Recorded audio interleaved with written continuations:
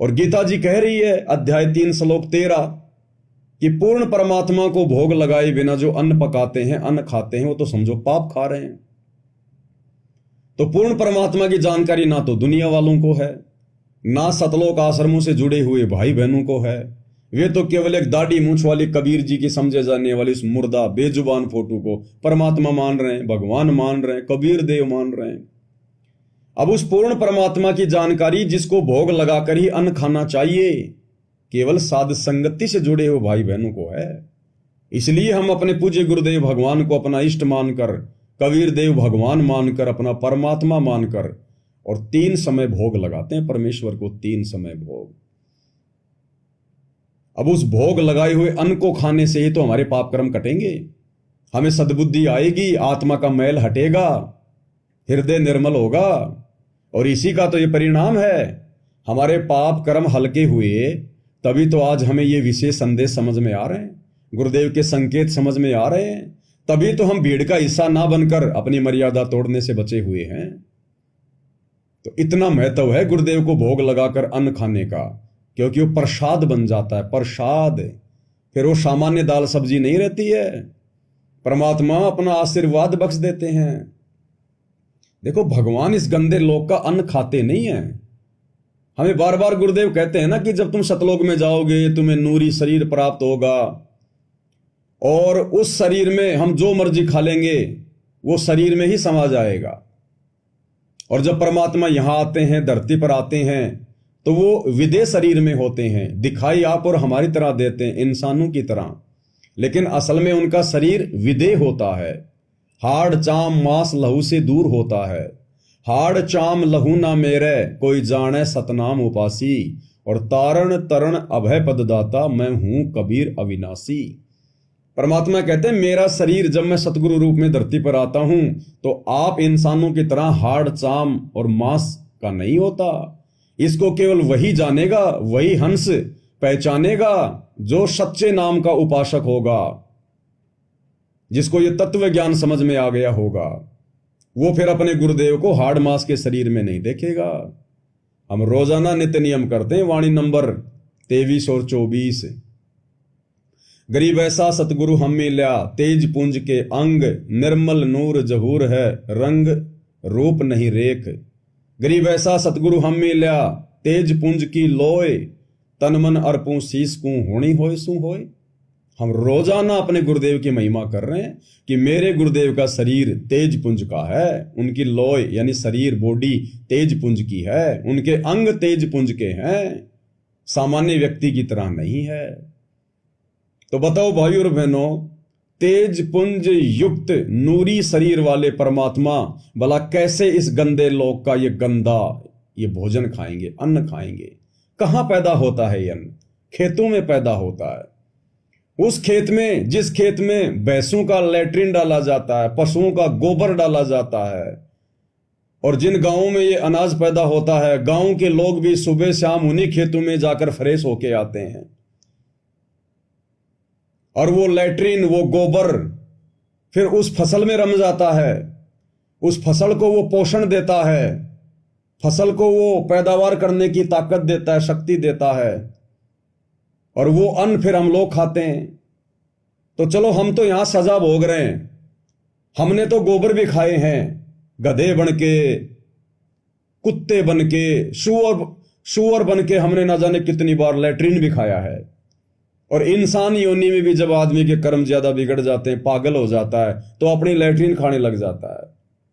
जब पागल हो जाता है तो आप और हम तो खा सकते हैं, हम तो खा ही रहे हैं, क्योंकि हम यहां कैदी हैं, हम तो सजा भोग रहे हैं। यहां पर हम तो सजा भोग रहे हैं, और हमारे लिए ये सजा भी थोड़ी है जो गलती हमने सतलोक में की है। लेकिन वो परमात्मा कैसे खाएगा इस गंदे लोक का अन्न? वो खाता नहीं है, वो लीला करता है, खाने की लीला करता है परमात्मा। तो जब हम अपने गुरुदेव भगवान को भोग लगाते हैं तो वो भोग हम गुरुदेव भगवान के लिए नहीं लगाते, वो तो हम श्रद्धा से गुरुदेव को समर्पित करते हैं, उनका आशीर्वाद प्राप्त करने के लिए कि हे परमेश्वर, इस गंदे लोक का अन्न खाकर केवल गंदे विचार ही उत्पन्न हो सकते हैं। क्योंकि जो अन्न पैदा किया जा रहा है, अब सभी तो भगत है नहीं। अब हमारे जैसे जो किराए पे रहते हैं, शहरों में रहते हैं, जिनके जमीन नहीं है, वो क्या करेंगे? वो पैसे से खरीद के अनाज लेके आएंगे। अब वो अनाज कहां कहां से आया है, किन किन का अनाज है, वो किन किन लोगों ने पैदा किया? उस अनाज को बीजते समय क्या पता उस किसान ने हुक्का भर रखा था, सिगरेट पी रहा था, बीड़ी पी रहा था, किसी से लड़ाई झगड़ा कर रहा था, गालियां निकाल रहा था, बीज भी बीज रहा है, और मन में ना जाने क्या क्या विचार उसके चल रहे थे। तो परमात्मा कहते हैं जैसा खाओगे अन्न वैसा होगा मन। तो वो गुण तो आएंगे उसमें। फिर वो अनाज आ गया, उस अनाज को फिर बेचने के लिए किसान आया, अनाज मंडी में अनाज को लाया, उसने वहां पर बोरियों से निकाल निकाल के ढेर लगा दिया। अब कोई भी व्यक्ति आ रहा है, मुट्ठी भर के देखेगा अनाज कैसा है और फिर वापस फेंक देगा। कोई कुत्ता आया, उसमें पेशाब करके निकल गया, आंधी मिट्टी धूल आई, उसके अंदर वो गंदगी फैल गई। न जाने क्या क्या गंदगी उस अनाज में है जिसको आप और हम खा रहे हैं। और बड़े मजे की बात है, आदमी साग सब्जी को धोके खा लेगा, फल फ्रूट को धोके खा लेगा, लेकिन अनाज को आदमी कभी भी धोके नहीं खाता। जैसा अनाज आ गया बोरी में पैक होके, हमने उसको चक्की पे भेज दिया, या हम लोग आटा लेके आते, हमें क्या पता वो आटा कैसा है, कहां से है, क्या नहीं है। तो वो गंदगी क्या भगवान खाएगा? क्या नहीं खाएगा परमात्मा। उस गंदगी से हमें बचाने के लिए परमात्मा ने यह प्रोसीजर शुरू करवाई है। गीता अध्याय 3 श्लोक 13 कि जो व्यक्ति परमात्मा को भोग लगाए बिना अन्न पकाते हैं वो तो पाप खा रहे हैं। तो हम वो भोजन अपने गुरुदेव भगवान को समर्पित कर देते हैं और क्या कहते हैं कि हे परमपिता परमात्मा, सारी सृष्टि के रचनहार, कुल मालिक कबीर परमेश्वर सतगुरु रामपाल जी भगवान, आप जी का भोग प्रसाद तैयार है, आप अपनी पवित्र रसना से इसे पवित्र करने की कृपा करें। हे परमेश्वर, आपका बचा हुआ भोजन आपके दास दासियों को मिले। हम इस प्रकार की परमात्मा से फिर विनती करते हैं। तो परमेश्वर सूक्ष्म रूप में या जैसे भी साक्षात बैठे होंगे, जब अपने मिशन को पूरा करके हिसार जेल से बाहर आएंगे, तो परमेश्वर फिर अपना आशीर्वाद देते हैं उस भोजन पर। फिर वो प्रसाद बन जाता है। फिर उस अन्न को खाकर हमारे अंदर जो दुर्बुद्धि आनी थी, जो मलिनता आनी थी, जो शारीरिक परेशानियां पैदा होनी थी, फिर वो नहीं होती हैं, क्योंकि परमात्मा ने उसकी प्रोसीजर को चेंज कर दिया। इसलिए हम गुरुदेव भगवान को भोग लगाते हैं। और भाइयों और बहनों, देखो कॉमन सेंस की बात है, कॉमन सेंस की बात। आप और हम भोजन खाते हैं और बहुत बढ़िया बढ़िया भोजन खाते हैं, और भगवान को भोग लगाने के बाद भी देखो कितनी गंध उसमें होती है, कितनी गंध होती है। आप और हमने बहुत बढ़िया बढ़िया भोजन खाया, हलवा खाया, खीर खाई, बहुत बढ़िया बढ़िया भोजन खाया हमने, साग सब्जी पूड़ी। अब उसको हमने खा लिया, वो शरीर में चला गया। अब शरीर में परमात्मा की फैक्ट्री लगी हुई है। अब उसी भोजन में से पेशाब बनेगा। पेशाब जिसका छींटा भी लग जाए तो आदमी अपना पैर धोता है। उसी भोजन में से जो हमने बहुत अच्छा अच्छा भोजन खाया, उसी में से लैट्रिन बनेगी। भाई शरीर ने तो अपनी तरफ से कुछ भी मिलावट नहीं किया ना, शरीर तो केवल एक फैक्ट्री है। जो भोजन हमने इस मुंह से खाया है, उसी भोजन की लैट्रिन बन रही है। यानी वो लैट्रिन उसी अनाज में था, उसी में मिक्स था, उसी सब्जी में था, उसी लड्डू जलेबी बर्फी में था वो गंध, वो लैट्रिन, वो पेशाब, वो गंदा पानी उसी चीज में था। हम कितना स्वच्छ पानी पीते हैं, बिस्लरी का पानी पी लेते हैं कि बहुत बढ़िया पानी है। यहां पर अगर आप गंगा जी का पानी पियोगे ना, गंगा जी का पानी जो दुनिया के सभी पानियों से सर्वश्रेष्ठ है, फिर भी पेशाब बनेगा ही बनेगा। तो वो पेशाब कहां से बना? हमारे शरीर ने थोड़ी बनाया। उसी पानी में से कुछ अंश वो गंदगी निकली है, जिसको शरीर में जो फैक्ट्री है परमात्मा की, उसने अलग अलग कर दिया। तो जो हम पानी पी रहे हैं वो पेशाब उसी में मिक्स है, जो हम खाना खा रहे हैं वो लैट्रिन उसी में मिक्स है। तो बताओ परमात्मा इस गंदे लोग का भोजन खाएगा क्या? ये तो हम खा रहे हैं क्योंकि हम कैदी हैं, हम सजा भोग रहे हैं यहां पर। अन्यथा सतलोक का भोजन तो वो नूरी भोजन, वो तो काशी के भंडारे में आया था, काशी के भंडारे में। 9 लाख बोडी भरी विशंबर, दिया कबीर भंडारा केशव आया है। कौन देश से बालद आई? वो सतलोक का भोजन तो काशी के भंडारे में आया था। 18 लाख लोगों ने भंडारा किया था 3 दिन तक, और दिन में 3-3 बार 4-4 बार वो भोजन खा रहे थे। दोहर और मोहर के चक्कर में, दान दक्षिणा के चक्कर में 3 दिन तक हम लोगों ने वो भोजन खाया। आप और हम ही थे उस समय भटक रहे थे परमात्मा के लिए। और 3 दिन तक किसी को याद भी नहीं आया कि हमने पेशाब करना है। कोई फ्रेश होने के लिए भी नहीं गया 3 दिन तक। अन्यथा गुरुजी ने बताया 18 लाख लोग और 3 दिन तक भंडारा खा रहे हैं। और एक दिन में 2 बार नहीं, कम से कम 1 बार तो आदमी फ्रेश होता ही है। गुरुदेव कह रहे हैं अगर वो 18 लाख लोग अगर 3 दिन अगर वो फ्रेश होते काशी में, पूरी काशी को सड़ा देते। पैर रखने की जगह नहीं मिलती लोगों को, जगह जगह लैट्रिन लैट्रिन, बदबू ही बदबू होती। लेकिन किसी को लैट्रिन की हाजत नहीं आई, किसी को पेशाब करने की इच्छा नहीं हुई।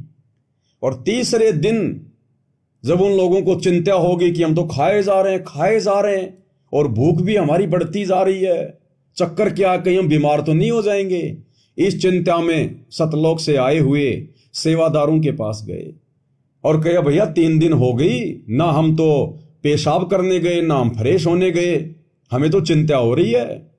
तो सेवादारों ने कहा कि ये भोजन ही ऐसा है, इसको खाने के बाद में मल नहीं आता, पेशाब नहीं आता, इसमें ऐसी ऐसी जड़ी बूटियां मिली हुई हैं और हम तो रोजाना अपने देश में यही भोजन खाते हैं।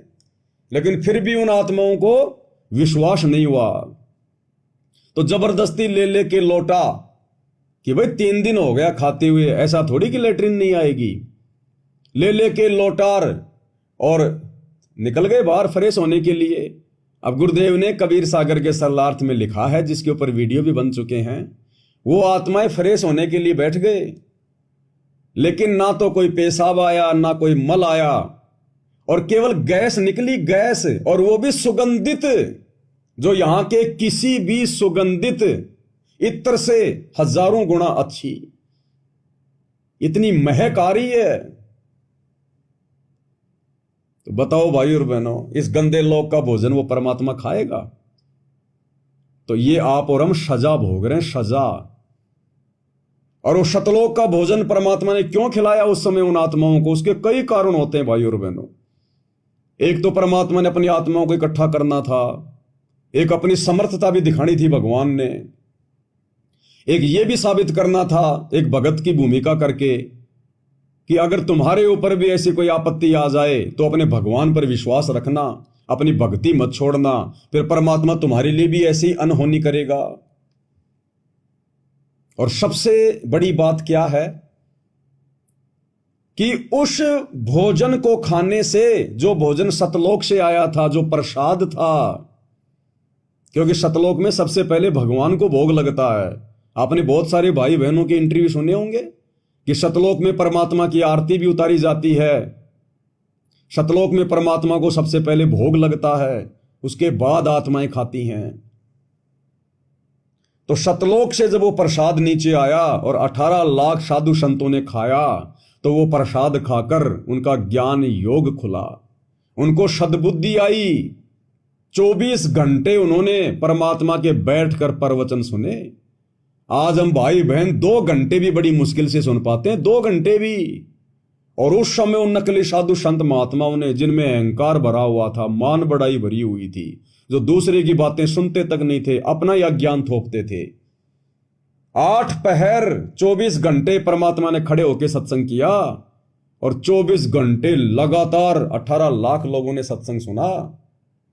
उस अमृत भोजन को खाने के बाद में उनको सद्बुद्धि आई। इसलिए आज हम जो गुरुदेव भगवान को भोग लगा रहे हैं तीनों समय, जो प्रसाद हम ग्रहण कर रहे हैं, इस पाप के अन्न को परमात्मा जो प्रसाद में परिवर्तित कर रहे हैं, तब आप और हमें ये सद्बुद्धि आ रही है। तब हम 2-2, 3-3 घंटे बैठ के सतगुरु की महिमा कर रहे हैं उनके विशेष संदेशों के ऊपर। तब आप भाई बहन समझ पा रहे हैं इन विशेष संदेशों को। 2-2, 3-3 घंटे का समय निकाल कर, ये विशेष रजा है गुरुदेव भगवान की आप और हमारे ऊपर। और जब इतना सब कुछ हो रहा है तो ये भी हमें विश्वास होना चाहिए कि अगर हमारे अंदर इतना परिवर्तन हो रहा है, हम इतने चेंज हो रहे हैं, हम संसार से धीरे धीरे हट रहे हैं, अपने गुरुदेव की तरफ, भक्ति की तरफ आगे बढ़ रहे हैं, तो आप और हमारा मोक्ष भी निश्चित है। परमात्मा हमें बगुले से हंस बना रहे हैं, हमें इंसान से देवता और देवता से भी ऊपर बना रहे हैं। मानुष्य देवता की ये करत न लाई बार, हम पशुआ जनजीव थे सतगुरु जात भिरंग, और मानुष्य देवता की ये करत न लाई बार। तो हमें विश्वास भी होना चाहिए कि जिस प्रोसीजर में साध संगति से जोड़कर गुरुदेव ने हमें ढाल रखा है, ये प्रोसीजर मोक्ष प्राप्ति की है, मोक्ष प्राप्ति की। अन्यथा वैसे मोक्ष नहीं मिलेगा कि गुरु बना लिया, गले में लॉकेट लटका लिया, हाथ में धागा बांध लिया, कोई मिल जाए तो सच्चाई बोल दिया, बाकी सारे काम उल्टे करते रहो, राजनेताओं की रैलियों में धक्के खाते रहो, भंडारों के नाम पर, ज्योति पाठ और दान के नाम पर लुटते रहो, पिटते रहो। जाएंगे आश्रमों में, वहां से बसों में बैठा कर नेताओं की रैलियों में छोड़ दो, परशुराम की जयंती में छोड़ दो। गए अपने आश्रम में कबीर भगवान का प्रगट दिवस मनाने, और वहां से 500 बसों में बैठाकर सिरसा में ठोक दिया भक्तों को नकली कबीर पंथियों की जयंती में। तो भाई इस विधि से, इस प्रकार यदि हम अज्ञानी बने रहे, मूर्ख बने रहे, जानवर की तरह यदि हम एक डंडे के बल पर चलते रहे, तो भाई और बहनों हम मोक्ष प्राप्त नहीं कर पाएंगे। मोक्ष प्राप्त करने के लिए तो आत्मा ने स्वयं जागृत होना पड़ेगा, जागृत होना पड़ेगा, आत्मिक रूप से सचेत होना पड़ेगा। सही क्या है, गलत क्या है, नीर खीर का निबेरा करना पड़ेगा, तब हम सतगुरु के भगत कहलाएंगे। कहे कबीर सोए जन मेरा, जो नीर खीर का करे निबेरा, तब हम एक सच्चे भगत कहलाएंगे, तब हम मोक्ष की तरफ आगे बढ़ेंगे। ऐसे तो कोई भी मूर्ख हमारे को बहका ले जाएगा। जब इस पृथ्वी लोक पर जहां हमारी रिहर्सल हो रही है, हमारा अभ्यास हो रहा है त्रिकुटी वाली परीक्षा के लिए, जब यहीं पर हमारे को भ्रमित किया जा रहा है, गुरु भगवान की आड़ में, उनके नाम की आड़ में पीले पर्चे निकाल कर कोई भी कोऑर्डिनेटर ग्रुपों में मैसेज डाल देता, हम पागल हो जाते हैं। तो जब यहीं पर काल हमें भ्रमित कर रहा है, तो सोचिए जब त्रिकुटी पर हम होंगे तो वहां हमें कैसे भ्रमित नहीं करेगा, क्योंकि हमारा अभ्यास तो वही रहेगा, हमारी आदत तो वही बनी रहेगी, कोऑर्डिनेटरों की गुलामी करना, एक पीले पर्चे को भगवान का आदेश मान लेना, तो आदत तो हमारी वही रहेगी ना। अरे गुरुदेव कहते हैं, दिन में कोई व्यक्ति यदि आवाज लगा लगा के केले बेचता है, ले लो 10 के 12, ले लो 10 के 12, तो रात्रि को शौपन भी वैसे ही आते हैं, शौपन में भी यही चिल्लाएगा, ले लो 10 के 12, ले लो 10 के 12। एक बार गुरुदेव भगवान ने बताया इसी बात को समझाने के लिए कि हम छोटे छोटे थे, पढ़ा करते थे, तो छत पर बैठकर अपना होमवर्क कर रहे थे, एग्जाम के टाइम थे, अपनी तैयारी कर रहे थे। तो हमारा एक चाचा था पड़ोस का, वो सारा दिन खेतों में जो है बाजरे की रखवाली करता था, सारा दिन वो चिड़िया उड़ाता था, हुर्र हुर्र। अब रात को हम तो पढ़ रहे थे, गुरुदेव ने कहा, और हमारा चाचा एकदम से नींद में बोला हुर्र हुर्र। हम डर गए भाई, हमने चाचा को जगाया, चाचा क्या हो गया? बोले मैंने सोचा खेत में चिड़िया आ गई, मैं चिड़िया उड़ा रहा था। तो भाई और बहनों, जैसा हम यहां करेंगे भक्ति मार्ग पर, जो रिहर्सल हम करेंगे, एज इट इज हम त्रिकुटी पर करेंगे, और वहां भी ये काल फिर हमारे कोऑर्डिनेटर का रूप बना के आ जाएगा, गुरुजी के बेटा बेटियों का रूप बना के आ जाएगा। वो तो 1000 कला का स्वामी है, हरियाणा रोडवेज की 500 बसें बना के लेके आ जाएगा और बोलेगा चलो भाई गुरुजी का आदेश है, अनाज मंडी सिरसा में चलेंगे, कबीर जयंती मनाएंगे, और ठोक देगा तुम्हें वहां ले जाके, और पीछे से परमात्मा अपना काम करके निकल जाएगा और तुम घूमते रहना राजनेताओं की रैलियों में। तो इसलिए हमारा वर्तमान में ये परीक्षा का समय है।